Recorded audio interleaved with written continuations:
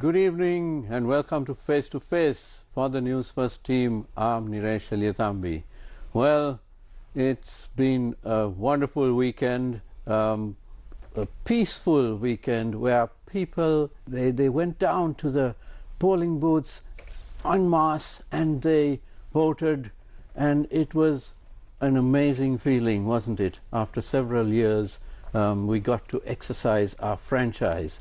And to tell us more about the behind-the-scenes happenings and the international view of our election, we have with us this evening Mr. Nacho Sanchez Amor, Chief Observer of the European Union Election Observation Mission. Mr. Sanchez is a member of the European Parliament representing Spain, so we are indeed fortunate to have him as the Chief Observer. Welcome, Mr. Sanchez.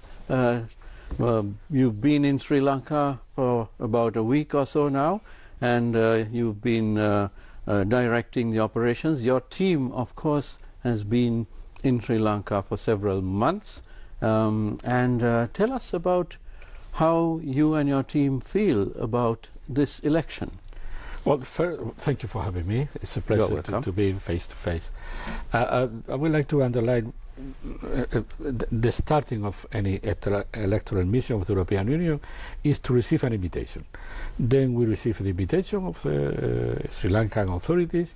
Among many other invitations, we decided to come to Sri Lanka because what we always do. This is our seventh mission, and because after the Aragalaya crisis and problems, this was the first election. This is the opportunity to come back to the ballot boxes and to the electoral procedures to change things or to maintain things or to decide the future of the country. And for that reason, we decided to send the mission. The mission started in August, is finishing mid-October. We always consider election is not a voting day. No, election is an enormous process and has to be followed, taking care of the rights of every stakeholder in every part of the elections. Then we have been observing the registering of the people, the registering of the candidates, the financing, the media, the social media, the legal framework. Any aspect of the election has been taken into account in our assessment. We are producing an assessment not confronting or testing the law and the practice of the Sri Lankan authority before our principle or standards. It's never that way. If it would be that way, it could be considered patronizing or correct. No. We only test the practice of the institutions of the country before the international commitments of the country. Then we are saying, because Sri Lanka it was a signatory of the international civil and politics right, or disabilities personal rights, or women's rights, we check this with this international law signed by the country. And we produce an interim report, a provisional report that has been delivered today, and later a more complete report with some recommendations. It's exactly what we did after the election in the year 19, and we are very happy to see how some of our recommendations were taken into account and has been put in practice before this election. Now, this is, I believe, the seventh mission from the European Union to monitor Sri Lankan elections. But, Mr. Sanchez, you yourself have monitored more than 20 elections in various countries around the world. And to give our audience a little bit more background about our guest tonight, he is a member of the Spanish Socialist Workers' Party. He has been in politics since the 1970s. He has a degree in law from the Complutense University of Madrid, and also studied postgraduate studies at the Centre de Estudios Constitucionales, or Center for the Study of Constitutional Law. You were first elected to office in 2007 in the regional election for the Extremadura region of Spain, in western Spain, I believe. Yes, beside Portugal. Yes, just next to Portugal. And you served for 4 years as a member of that assembly. And then you were elected to the Congress of Deputies, which is the Parliament of Spain, in 2011. And also you were appointed Secretary of State for Territorial Policy in 2018. And then in 2019 you ran for election to the European Parliament. And for the last 5 years you have represented Spain as a member of the European Parliament. So quite a distinguished gentleman, and we are, as I said before, very fortunate to have him as the chief observer. Now, Mr. Sanchez, you mentioned earlier today that the world has a lot to learn from Sri Lanka's approach to democracy and elections. Could you elaborate on this? Gladly. Sometimes when we go to any country, there is an impression that we are patronizing or teaching or passing our experience. No, we are learning also. And when I received this question, you remember, it was a kind of smiling in the. Of course, your country has many things to offer and to show and to be an example for many countries. For many countries, some of them not far from Sri Lanka. For example, you experience a very tense, even violent period when elections are around religion, ethnicity, identity. But when the country comes to a more normal setting, let's talk about the daily life of the people. Let's talk about welfare, let's talk about economy, let's talk about rising salaries, let's talk about poverty. Then the campaign is peaceful and calm, and there is an exposure of ideas, of manifestos in the most normal and peaceful way. And this is an excellent lesson for many countries in the world. Don't transform the personal choice about religion, about your identity, about language. Don't transform this as a ring for boxing. This is not the way in which we think, and this is an excellent lesson. And I had the feeling on Saturday, visiting the polling station, people were so kind, so warmly receiving us, so smiling, always chatting, and there was a kind of the feeling of festivity regarding the elections. And this is another lesson. Elections are not a place to go to with tensions, with bad sides, with a kind of not easy going environment. On the contrary, it was excellent environment, excellent mood, excellent and very professional delivery of the civil servants, many of them women, and for that reason I think as any country in the world you have many things to show to the world and to be an example for other countries. Excellent. Now at the same time you did point out at your press conference earlier today that there are a few oddities in our elections. Number one was the large number of candidates. Would you like to comment on that? Yes, gladly. To be candidate for a position as a president, it can be in any way a promotional campaign for anyone.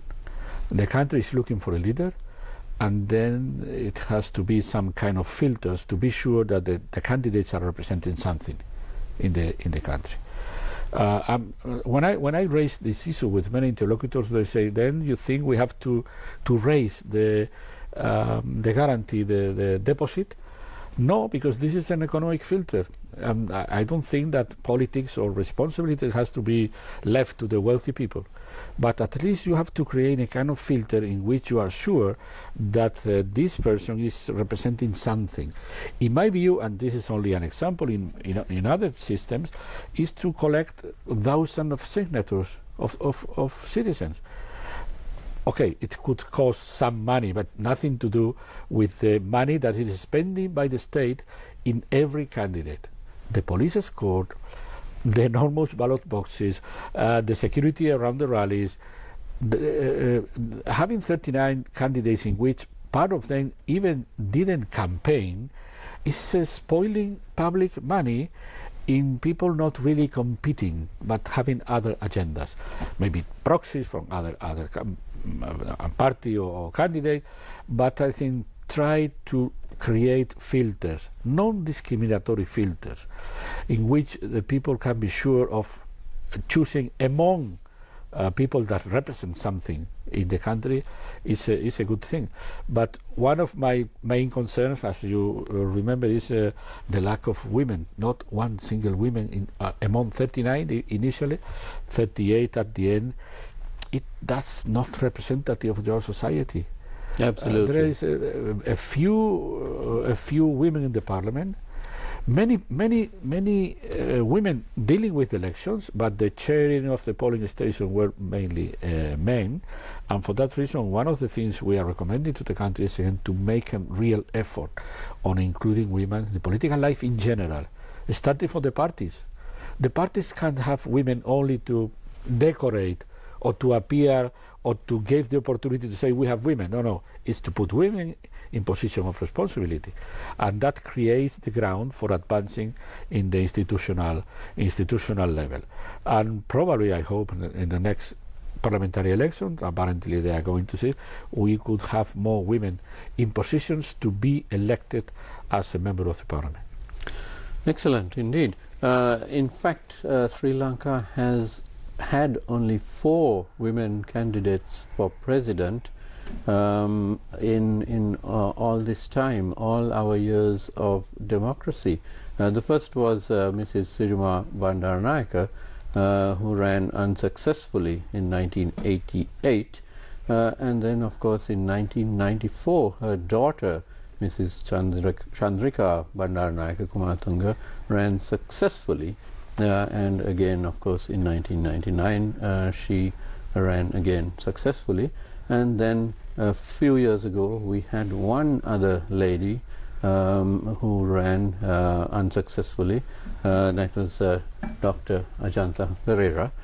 So only 4 candidates for president after all these years.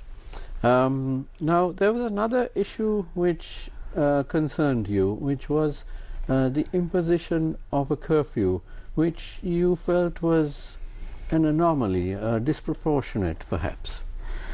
Yes, listen, I'm here as a friend of the country. I'm not here to patronize, I'm not here to reprimand. I'm here having the feeling of maybe we are going off use.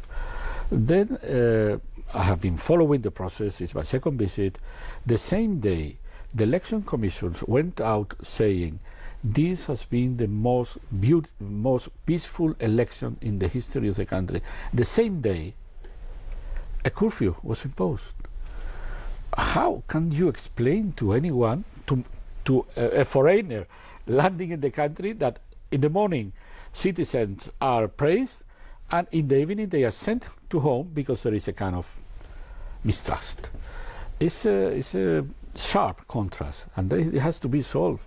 It has to be solved because you have to choose. Allow me to say very plainly, you have to choose, these are your citizens or it's a mob. But it can be the citizen orderly voting, kindly voting, warmly receiving anyone, attending the elections, acting in the most truthful way, and after an hour the citizen is a kind of dangerous, uncontrollable mob. And this is the feeling of there is a great divide between the political elite and the people. And this is one thing that I think Aragalaya tried to put in the front. And probably these elections has something to do with the result of Aragalaya. But you have to close the gap between the political elite patronizing the people and say, we don't trust you. During the night you became lycanthropes of dangerous species, and in the morning you are shining reasonable citizens. No, it's a contrast, and I think this is my personal opinion. This has nothing to do with election observation mission. The curfew was useless, and unnecessary because people has been absolutely ordered, educated, feeling their duties, the people taking care of the election, exercising the rights in the most peaceful and calm way, and you don't have to think that things are going to change only because there is an evening. And for that reason, to me, has been a decision who tarnished an overall excellent electoral process. I quite agree with you, Mr. Sanchez, because we as journalists, we are one of the first points which the people reach out to when anything happens or is even suspected. So when there are rumors, perhaps on social media, we tend to find the truth and squash the falsehoods rather, and tell the truth. And when suddenly there is a curfew imposed, we get so many calls. Thousands of people call us, and we tell them, no, nothing has happened. But then people tend to disbelieve. They say, no, something has happened. Otherwise, why would the government impose a curfew? So it's also in the wording of the curfew document, which is usually not worded very well. It usually has a lot of legal language. So people are wondering what in the world is happening. Yeah. So people need a bit of reassurance, especially when it's around midnight. When the curfew was imposed, we asked to the election commission, we are observers, our cars are identified, we have our identification. Can we go to the counting center? Say, go, no problem, you are people dealing with election, you are authorized to go. I went to the counting center in Royal College. Everything was quite normal. Meaning outside it was a kind of exceptional situation, but in the inside it was crowded, it was kind, everyone taking care of their duties. There are people watching TV, there are trucks with hot dogs, some food, everything. Well, this is the real country.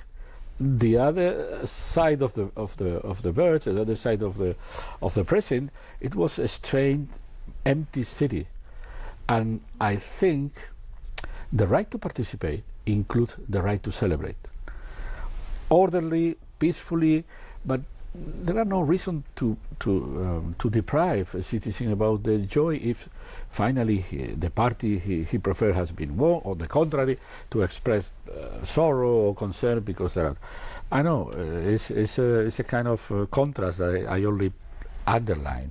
Yes, of course, and it is. I think most Sri Lankans have the same opinion as you do. Another point that you have brought up, which the media brings up, local election observers talk about it. It's the misuse of state resources and officials. And earlier, when you were speaking, you brought up an interesting point that because there are no regional political parties in local government, especially the ruling party would tend to have sort of an overreaching ability to the local government areas and be able to misuse state resources. Yes, this is an approach complementary to others. Of course, one common problem we can use this is every candidate made lavish promises and commitments. Yes. Sometimes not very realistic. This is a thing. Other thing is the use of civil servants, officials, to do campaign functions. Other thing is to use materials. We have heard a lot of vehicles being official vehicles, duty vehicles, used to the campaign. But this other approach that you mentioned is, the rationale is as follows. Given the fact that there are no local and provincial elections, there are no maybe counterbalance. one party governing a provincial council, other the municipality, other the state, then you have different actors. But because the country has not had the local and provincial election, it's the government everywhere, meaning appointed governors, provincial council, local council, and that blurs, that erode the clear line between governing and campaigning. And this is the rationale of this idea of to have a different local and provincial powers could create a different setting, that if the whole institutions of the country are governed by a president that at the same time is candidate, but this is another factor. It's not a president not running, it's a president running, and for that reason is the state present in all the territory could be blur the lines with the campaign itself. An interesting point indeed, Mr. Sanchez. We are in conversation with Mr. Nacho Sanchez Amor, a chief observer of the European Union Election Observation Mission. We'll take a short commercial break now and we'll be right back.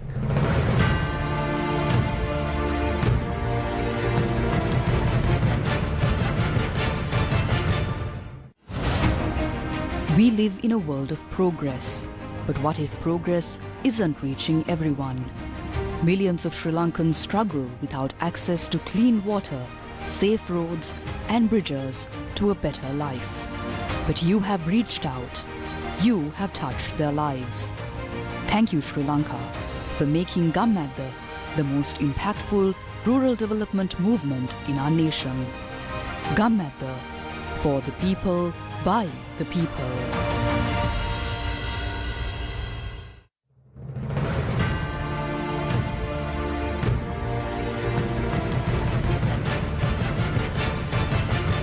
Welcome back to Face to Face. We are in conversation with Mr. Nacho Sanchez Amor, a chief observer of the European Union Election Observation Mission. Mr. Sanchez, you spoke a little bit about the financing aspect of elections. Now, this time in Sri Lanka, we do have some laws which have taken effect on this. But we'd welcome your observations on the practical issues surrounding this. The first thing I would like to say is we are pointing some problems, but we have stated clearly that we are very happy with the result in general of the process. But inevitably we have to point out some problems. The financing campaign has a new rules. It's the first time it's going to be applied to implement, and we observe some problems. There is one problem in the design, in the legal framework, is the fact that there are no limits for private donations. Concerning the public spending or other kind of revenues, we can discuss if let's say the level of the amount of money authorized is high or not, but this is a complete sovereign decision of the country. What we consider a problem is that the finance of the campaign is only examined after the elections. That is good. It's better than not having any rule, but that creates the idea that the financing is a thing that has nothing to do with the voter. Meaning, there is a law, you have to comply with the law, and there is a state body examining if you comply. But you are not putting inside the equation the voter. And we ask for the voters having the information, because information about who is financing who is a very important information for a voter. Then it's good to have a legal framework. It's good to examine the accounts and the numbers of the report after the elections, but the ideal situation is let's disclose as possible the revenues for the parties and candidates in a way that the voters can have this information before voting. It's good anyway to have limits. The problem we notice is the Election Commission who has to receive the reports, 38 reports, And then we know for sure that the Election Commission has not a lot of means, human, machinery, conditions, and probably the Election Commission is receiving, stamping and publishing, meaning the real exam of the accounts is going to be done by the civil society after. And for that reason, what we asked to the Election Commission is, okay, collect the data in a digital format and publish in a web page in a way that could be useful, granulated, disaggregated by experts outside. But if you receive, I don't know how many pages, could be, you can imagine, not only pages, bills, a kind of everything, and you just put, you just scan and put it online, this is not easy to navigate.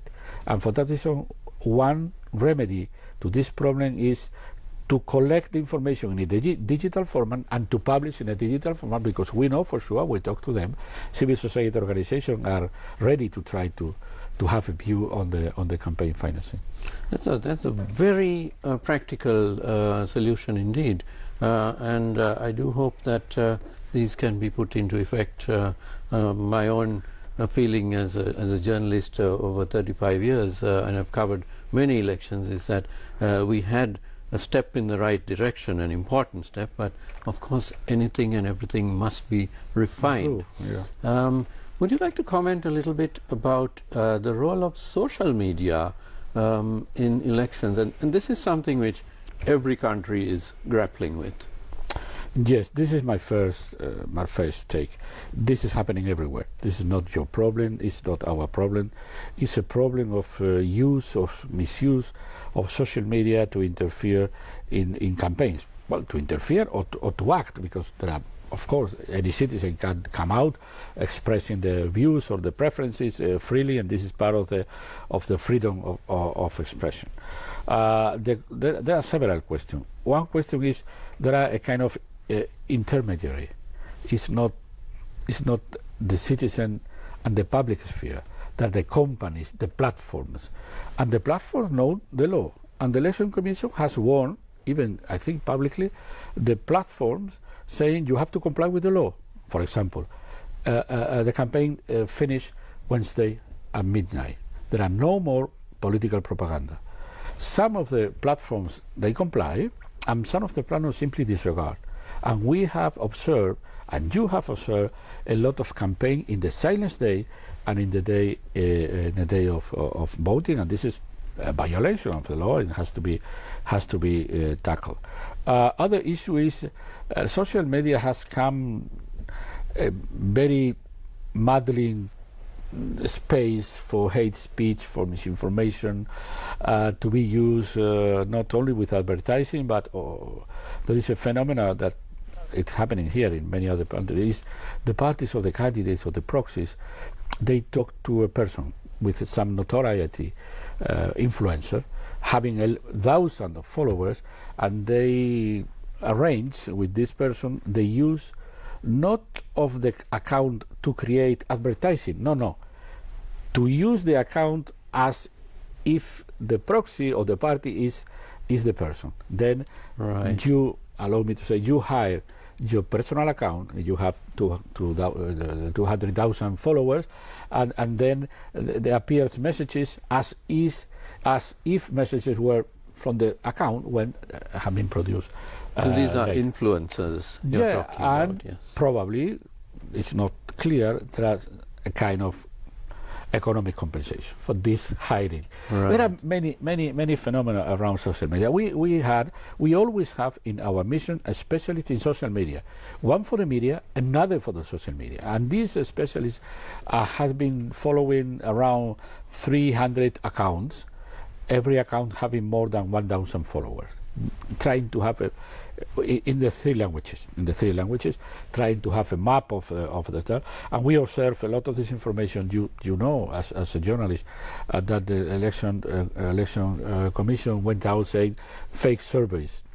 Yes. Who is winning, who is not winning, appearing like it was a reputable company doing things when it's completely fabricated. But this is, unluckily, this is the the way in which social media is acting now, at least we have to warn citizens, not everything that you read in your WhatsApp, in your X, in your Facebook, in your TikTok, not everything that you read is true. And there are people trying to cheat you and trying to convey to you propaganda covered as information.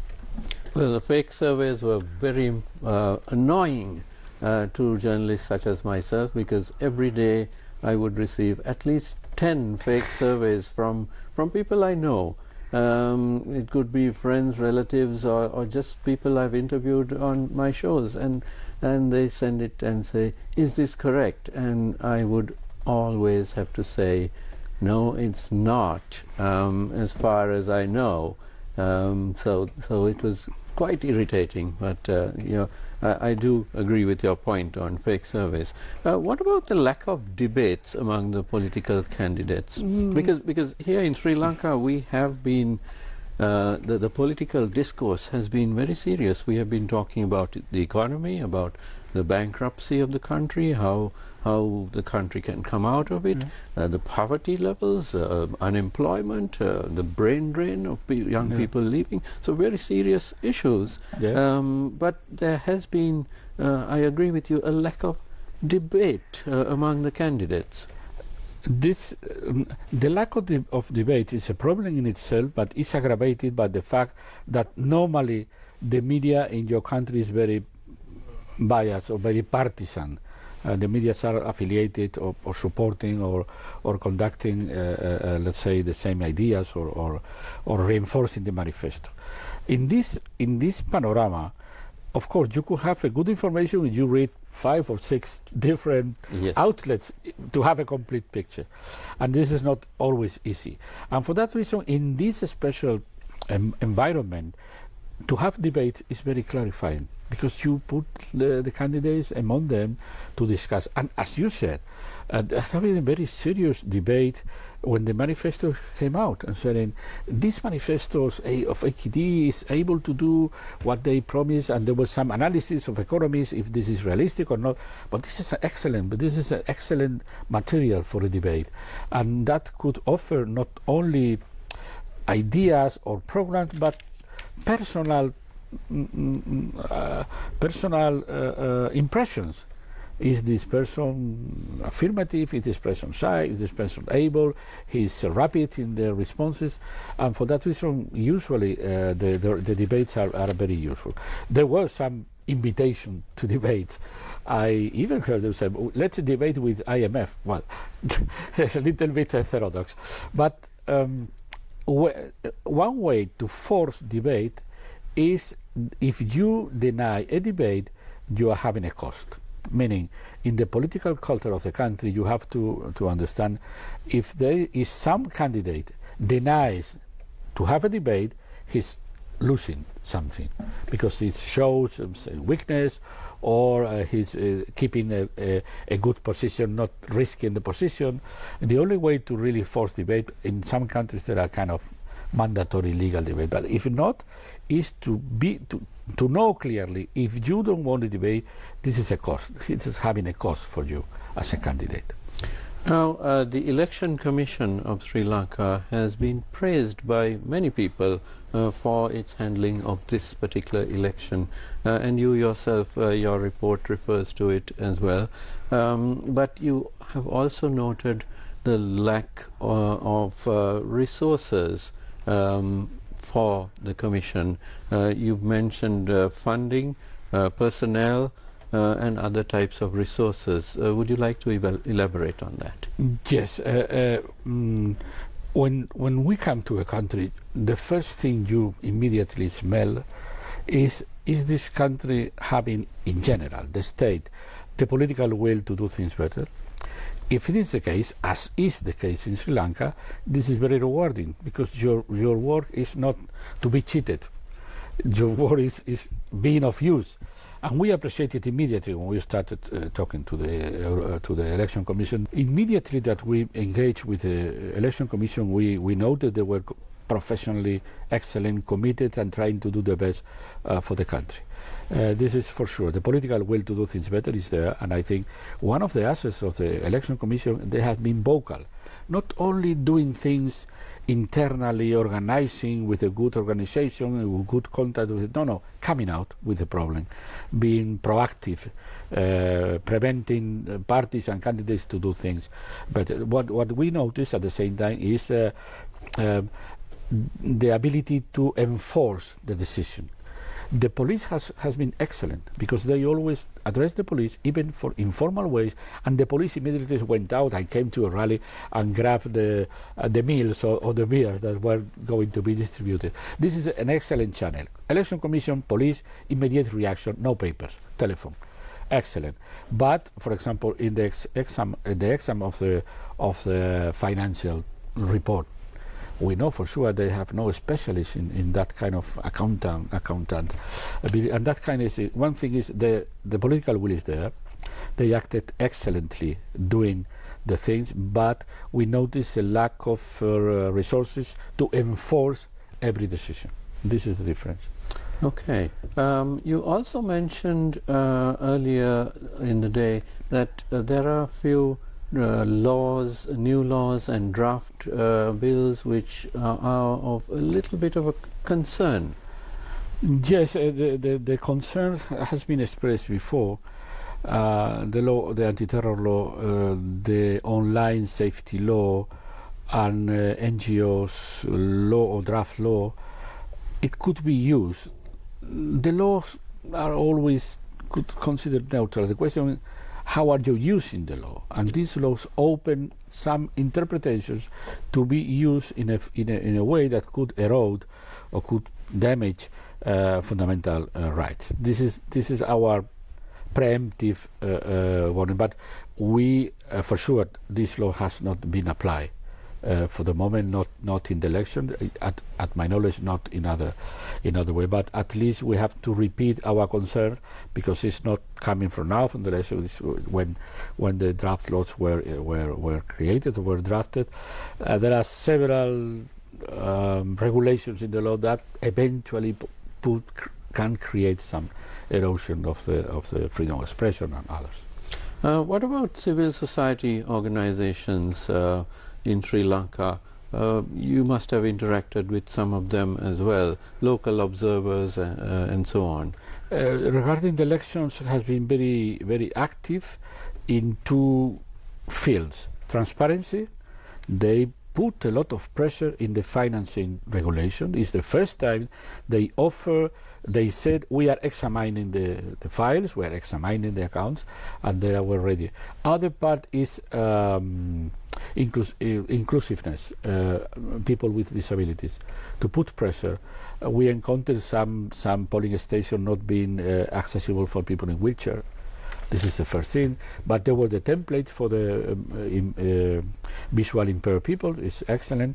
There are progress, but the civil society is pointing that loopholes or problems that could create it. The civil society has been very demanding, providing the election commission with violations that they encountered. And then the Election Commission started the work to try to tackle the issue. But I encountered excellent PAFREL and CAFE and other organizations of the society, very committed to the election, having about the election a broader view, not only to send observer to the vote, but being aware of the financing, being aware of every aspect of the election.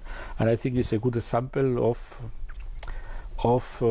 how to say, how a society with the level of maturity of a society is creating ways to tackle public problems from the society. Not only delegating in parties or parliament, but the society itself coming out to tackle the problems. Interesting indeed. And yes, civil society is, I think, more active today in Sri Lanka than ever before. And one final question, Mr. Sanchez. You yourself, the EU, had, I think, something like 70 observers in Sri Lanka, which is quite a large number. Would you like to say some words about them? Well, we to observe an election needs foot in the field. And yes. we always do is to distribute geographically the country, and we send our observers in couples. The observers are, if not professional, maybe they have other profession, but they're expert. They are doing a lot of observations in their life. There are people with 20, with 50, with many observations, and they are deployed in the country. They have to follow every aspect of the campaign, and they report to the core team that is the group of specialists based in Colombo. We have the legal expert, the electoral expert, the social media expert, the media expert, a complete set of security expert for anything, the deployment, the logistics, etc. And then they have to provide information to create our document. They interview the authorities, they interview the candidates, the parties, they visit the premises, they assure that the material has arrived, they examine the tone and the mood of the societies, and they are very expert and they produce excellent reports. Then, with the information of the long-term observers being in the country from August, we join at the last part of the campaign what we call short-term observers, that they are staying in the country, coming from sometimes from the international community, sometimes from embassies, sometimes from the member states of the European Union, a bunch of new observers around the election day. They are, of course, every observer has a training about the observation, a training about the country, and they are deployed reinforcing the long-term observers. And for that reason, we were able to cover, I think, 29 counting centers and 22 tabulation centers. That is the whole country. We covered the whole country regarding the counting, and we visited 247 polling stations. It's not bad. When you have the experience managing statistics, to have around 300 forms, complex forms, you have to take a lot of things. It's accessible, it's accessible. There are women, not women. How many voters have been cast the vote to this moment of the? It's a very complex form. When you have this, you have a good information, and this offers us a very, very important image of the especially of the voting day. Now, you presented your preliminary report, which was drafted, I think, over the last few weeks, and you presented it today. And then you have, in about 2 months' time, the final report, which you will present to the government of Sri Lanka. Yes. Can we expect some of the recommendations to perhaps be utilized in hopefully the next election, but perhaps the one after that? Not with the complete report and the recommendation are arriving to the country around January. I think you are having the parliamentary elections. It has not yet been declared, but the expectation is November, December, possibly January. But what I said this morning in the press conference is, even if you don't have our recommendations, when we point to the problems, you can take that there is a problem. For example, the new administration of AKD has been running from the opposition. Let's say, having to work against the misuse of the state resources. Now, the state resources are going to be in the hand of the government. But this is an excellent opportunity to check, don't do what you suffer as opposition. That kind of things. This is not a recommendation yet. It's going to be a recommendation probably in the next January. But when we point a problem, the lack of women, some difficulties with the secrecy, finance, enforcement, you know that there is a problem, and you can tackle the problem if you have time, if you don't need complex legal reform, because sometimes it's about practice. Not to use an official vehicle, it doesn't need a law. It doesn't need a decision not to use the official vehicle for campaigning. You don't need a law, you don't need an election commission. You need the political will to get rid of old habits. And this is my final message to the country. You have an excellent record of election history. You have an excellent activity of the election commission. It's high time to get rid of old traditions that are not in the level of the trusted experience of the country doing election. Let's get rid of these old habits of misuse and that kind of thing. And I think you are offering a lot of example for many countries in the world. Thank you very much. We have been speaking with Mr. Nacho Sanchez, Amor, Chief Observer of the European Union Election Observation Mission. You are, I believe, returning back to Europe tomorrow. Yes. And we certainly hope that you'll be back soon, if not as an election observation leader. You must visit Sri Lanka and see more of it than you did over the past week or 10 days. And we hope also to see you at the next election. In face to face, right? Yes, and we hope to interview you at that time as well, and you can then contrast that next election with this one, and hopefully it will have even more changes for the better. Thank you very much for joining us, and thank you to you at home for joining us this evening. Don't go away, the news is coming up next. Have a good evening.